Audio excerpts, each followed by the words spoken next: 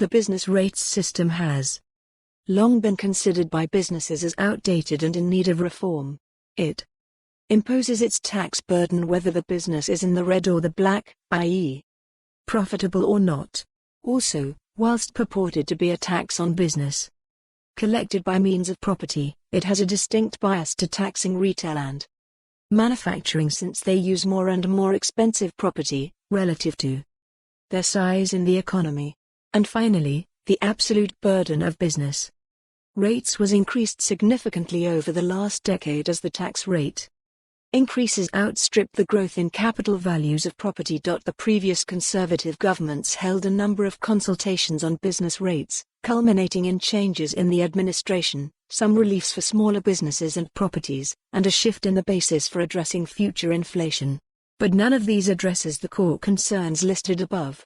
Now the new Conservative government has committed to a fundamental review of the system in both its general election manifesto and the recent response to last year's Treasury Select Committee inquiry into the impact of business rates on business.Read more. Retail bosses call for business rates reform in 2020 budget. More details on this review are expected to be announced in the budget, with one option under consideration is expected to replacement with a system that could address the fundamental weaknesses of today.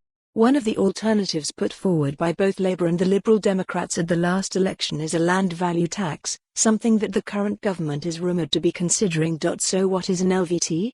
In contrast to business rates, an LVT is a tax charged on the value of the land itself rather than what is built on the land. So, any buildings or improvements on the land are excluded from the calculation, in theory removing a tax penalty for improving the value of what is on the land and hence providing more encouragement to development. A move away from a business rates system that, whilst introduced in its current iteration at the time of the poll tax, has its origins in taxes that have been in place for hundreds of years too. A new tax on land would certainly represent a fundamental change.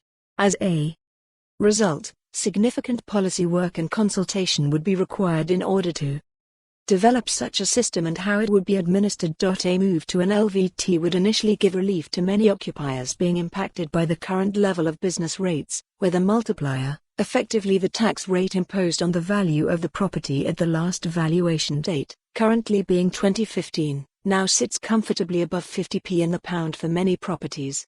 However, at this stage it's not clear what would be the actual benefits of such a move in practice and who would gain any benefits arising from redistribution or changes in rate. A tax payable by landlords. And for more on this story, visit the news article link.